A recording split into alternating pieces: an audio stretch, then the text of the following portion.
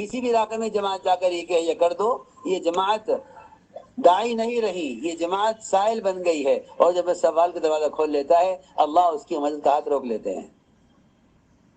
اس لیے اپنی ضرورت کا سامان سب کے ساتھ ہو، سوال نہ ہو، اشراف نہ ہو۔ جو اس لیے کہ داعی وہ ہے، لکھا ہے علماء نے کہ جو دعوت اپنی جان و مال پر ہے وہی مؤثر ہوگی، جو تبلیغ دوسروں کے جان و مال دوسروں کے مال پر ہے وہ تبلیغ مؤثر نہیں ہے۔ اس لیے کہ مال خرچ نہ کرنے کی وجہ سے اور خود اپنی جان نہ کھپانے کی وجہ سے اس کا مجاہدہ ناقص ہو جائے گا۔ اس طرح ہمیں اللہ کے راستے میں نکل کر خدمت کے ذریعے، اور میرے دوستو یہ سارے کام اللہ کی رضا کے لیے ہوں، یہ بہت اہم بات ہے۔ نکلنے کے زمانے میں لوگ تشکیلیں کریں گے تمہاری، نکل جاؤ مقدمے میں کامیابی ہو جائے گی، نکل جاؤ تمہیں اللہ بیٹا دے دے گا، نکل جاؤ اولاد نہیں اولاد ملے گی، نکل جاؤ بیمار ٹھیک ہو جائے گا، نکل جاؤ قرضہ ادا ہو جائے گا۔ ایک بڑی تعداد ہے جو تشکیل والوں کی باتیں سن کر ان تمام مسائل کے حل کے ارادے سے اللہ کے راستے میں نکل دیے۔ نہیں، یہ بھی اخلاص کے خلاف ہے، یہ بھی اخلاص کے خلاف ہے۔ یہ مجھے نکلنا اللہ کے لیے ہے، اللہ کا حکم ہے۔ وہ واضح ہو کر وعدے پورے کر دیں ان کا فضل ہے، ورنہ میرا نکلنا اس کے لیے نہیں ہے۔ میرا نکلنا اس کے لیے، میں نے کل بھی عرض کیا تھا کہ ان خیر کے مواقع سے لوگ دنیاوی فائدہ اٹھانا چاہتے ہیں۔ دکان لگا لیں مسجد کے قریب، دکان لگا لیں اجتماع میں، دکان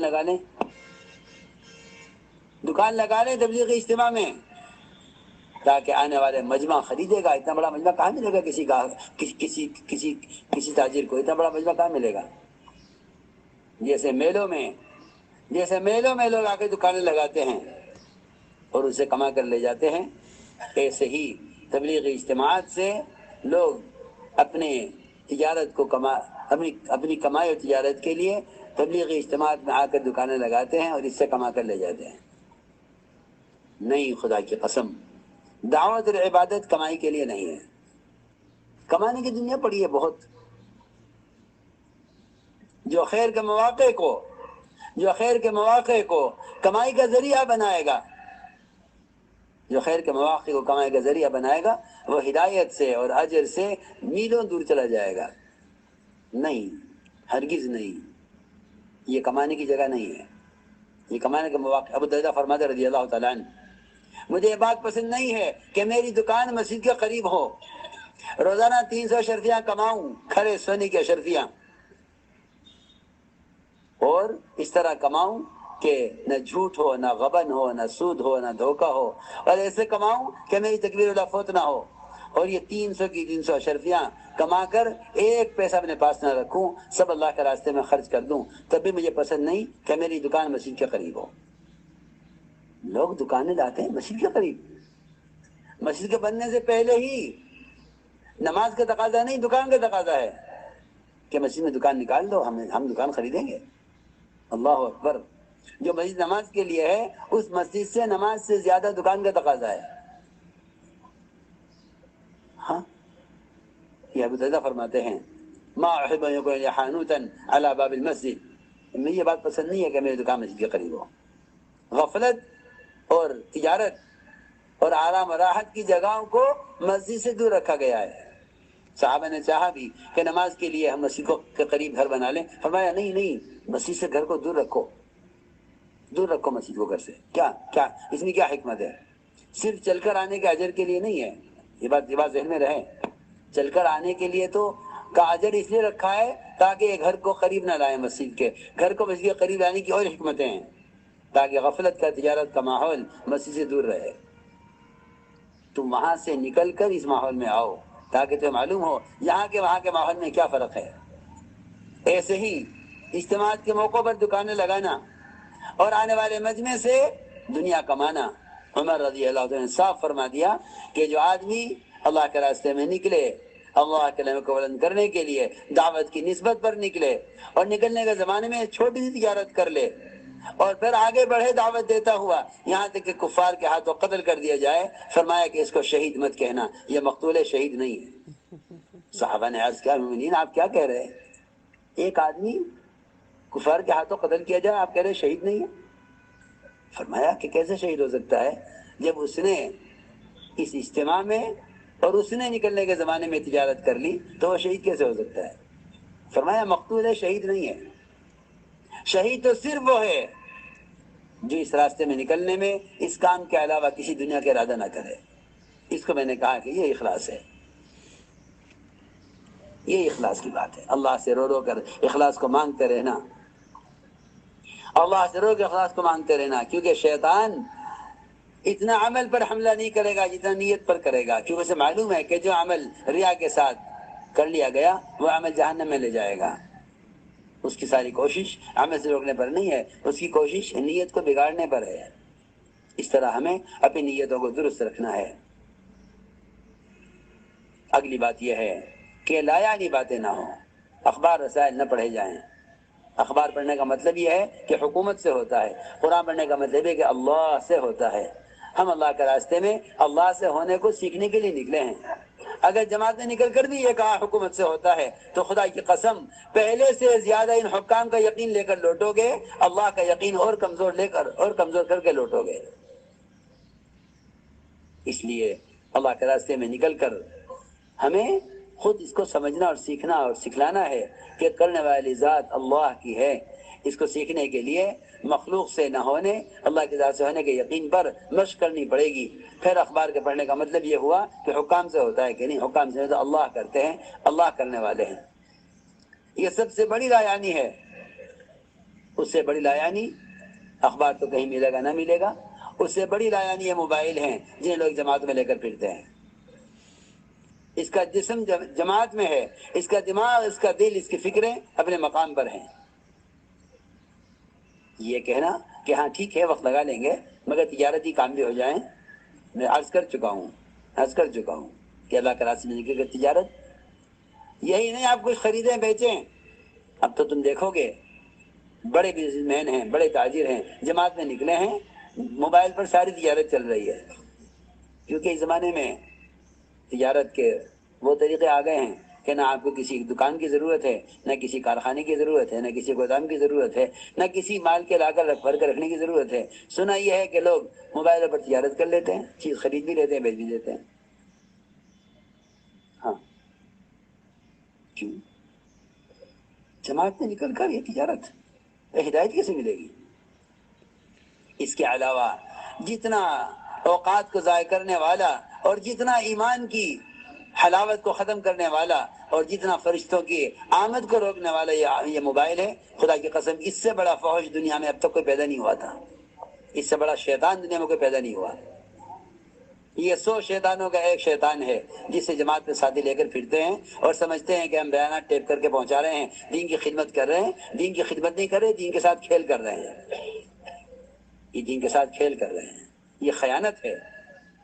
یہ دین کے ساتھ کھیل کرنا ہے کہ آوازیں ٹیپ کر کے پہنچانا اور سمجھتے ہیں کہ دین کی خدمت کر رہے ہیں۔ مجھے تعجب ان لوگوں پر جو بیانات ٹیپ کر کے پھیلاتے ہیں اور سمجھتے ہیں کہ ہم دین کی خدمت کر رہے ہیں۔ نہیں، یہ خدمت نہیں ہے، یہ خدمت نہیں ہے، بلکہ دین کی باتوں کو لے کر خود پھرو، یہ دین کی خدمت ہے۔ نشر و اشاعت کرنا اور آوازیں منتقل کرنا یہ تو رواجی چیزیں ہیں، ان سے ہدایت کے ملنے کا، تربیت کا اور علم کے پھیلنے کا تو کوئی سوال ہی نہیں ہے۔ یہ تو دھوکہ لگا ہے زمانے کے لوگوں کو کہ یہ بھی ایک طریقہ ہے، یہ کوئی طریقہ نہیں ہے۔ میں کل بھی عرض کیا تھا، میں نے نماز جیسا محدود وقت کا عمل، اسلام کا رکن فریضہ نماز، اس کے لیے جمع کرنے کے واسطے اگر ڈھول اور سارنگی اور آگ جلا کر لوگوں کو جمع کرنے کا ارادہ کیا تو آپ نے اس کو پسند نہیں فرمایا۔ بھائی یہودیوں کا طریقہ ہے، نصارہ کا طریقہ ہے، مجوس کا طریقہ ہے، ہمارا طریقہ یہ نہیں ہے کہ ہم اس پر آواز دے کر لوگوں کو نماز کے لیے جمع کریں۔ تم جا کر لوگوں کو نماز کے لیے بلا کر لاؤ۔ وہ جی، اور اس زمانے کے لوگ ان حالات کو جو محض فحش سے اور گند سے بھرے ہوئے ہیں، انہیں دین کی اشاعت کا ذریعہ سمجھتے ہیں اور اسے کرنے کو دین کی خدمت سمجھتے ہیں کہ ہم خدمت کر رہے ہیں، کہ آپ کی بات وہاں پہنچا رہے ہیں۔ ہمیں ان لوگوں سے بالکل اتفاق نہیں ہے اور ان لوگوں کے اس کام سے بالکل خوشی نہیں ہے۔ جو دین کی باتوں کو ٹیپ کر کر کے پھیلاتے ہیں، یہ طریقہ نہ اسلام کا ہے، نہ سنت کا ہے، نہ یہ دعوت کا مزاج ہے۔ ہاں، جیسے کہ ملفوظات میں ہے کہ ہمیشہ اس کام کو آلات اور رواجی شکلوں سے، اخبار اور رسائل سے اس کام کو بچانا ہے، کیونکہ اس کام کا مقصد احیاء سنت ہے اور یہ چیز خلاف سنت ہے۔ بس سب بات ہے، لا یعنی باتیں ہرگز نہ کیجو۔ احد کے میدان میں صحابی شہید کیے گئے، احد کے میدان میں صحابی شہید کیے گئے اور ان کی لاش کو وہاں سے اٹھا کر ان کے گھر پہنچایا گیا۔ حضور اکرم صلی اللہ علیہ وسلم تشریف لے گئے ان کے گھر، اور آپ نے ان کے گھر والوں کو تسلی دی۔ ان کی والدہ بیٹھی ہوئی تھی لاش کے پاس، ان کے چہرے سے مٹی پہنچتے ہوئے کہنے لگی، میرے بیٹے تمہیں جنت مبارک ہو، تمہیں جنت مبارک ہو۔ آپ نے ہمارے ان کی والدہ سے، تم نے اس کو کیسے جنتی کہہ دیا؟ تمہیں کیا معلوم کہ اس نے اللہ کے راستے میں نکل کر بیکار بات کی ہو؟ ذرا اندازہ تو کریں ہم۔ تعلیم ہو گئی، اب بیٹھے ہیں، دکان میں کسی چھوڑ کر آئے تھے، کھیت کا کیا حال ہے؟ تم گھر میں کسی چھوڑ کر آئے، گھر والی کا کیا حال ہے؟ گھر کی باتیں شروع ہو گئی۔ اور وہاں احد کے میدان میں جبکہ شہید کے خون کا قطرہ پہنچتا نہیں زمین پر، اس سے پہلے اس کی مغفرت کر دی جاتی ہے۔ شہداء احد کے اور صحابی، اور آپ کیا فرمائیں ان کی والدہ سے؟ تم نے اس کو کیسے جنتی کہہ دیا؟ تمہیں کیا معلوم اس نے دو کام اللہ کے راستے میں نکل کر کیے ہوں، ایک لا یعنی باتیں کی ہوں، یا دوسرا کام یہ کہ کوئی لوٹا، کوئی چادر، کوئی لاٹھی، کوئی ضرورت کی چیز کسی کو دینے سے انکار کر دیا ہو جس کے دینے میں اس کا کوئی نقصان نہیں تھا۔ یہ بھی فرمایا ساتھ میں۔ ساتھی کہتے ہیں میرا لوٹا ہے تو میری چادر ہے، فرمایا کوئی چیز اپنے بھائی کو دینے سے روکنی ہو جس کے دینے میں اس کا کوئی نقصان نہیں تھا۔ تو میں نے عرض کیا کہ لا یعنی باتیں نہ ہوں، اس طرح ہمیں اللہ کے راستے میں نکلنے میں وقار، سنجیدگی، اپنے امیر کو پہچاننا، امیر کی اطاعت کے ساتھ چلنا، چلنے میں بھی خاص طور پر بازاروں کے ماحول سے گزریں تو کلمہ پڑھتے ہوئے غیروں کے معابد پر گزر ہو، غیروں کے معابد پر گزر ہو تو لازم ہے کہ لا الہ الا اللہ وحدہ لا شریک لہ لہ الملک والحمد یحیی و یمیت وحی لا یموت بیدہ الخیر وهو علی کل شیء قدیر، یہ پڑھتے ہوئے گزرنا چاہیے، ورنہ والے ایسا فرماتے تھے کہ ایسے مواقع پر ایمان کے سلب ہونے کا اندیشہ ہے۔ ہم میں تو احساس ہی نہیں ہے کہ کہاں اس کلمے کا پڑھنا زیادہ ضروری ہے۔ جی ہاں، غیروں کے معابد پر گزرتے ہوئے میں تم سب سے کہہ رہا ہوں کہ اگر اس کلمے کے پڑھنے کا اہتمام نہیں کرو گے تو ایمان خطرے میں پڑ جائے گا۔ شیطان ایسے موقعوں پر ایسے وساوس دل میں پیدا کرتا ہے جس سے نعوذ باللہ، خدا نہ کرے، اللہ نہ کرے، آدمی کا دل جو ہے باطل کی طرف یا کفر کی طرف مائل ہونے لگے۔ اس کا بہت خیال کرنا چاہیے۔ اس طرح ہمیں چاہیے کہ جماعت میں مجتمع ہو کر چلیں اور وقار سے چلیں۔ ہمارا سفر اول تو جہاں تک ہو سکے پیدل چلیں۔ اللہ کے راستے کا پیدل چلنا جہنم کی آگ کو حرام کر دیتا ہے۔ صحابہ میں اعلان کیا ہے اس کا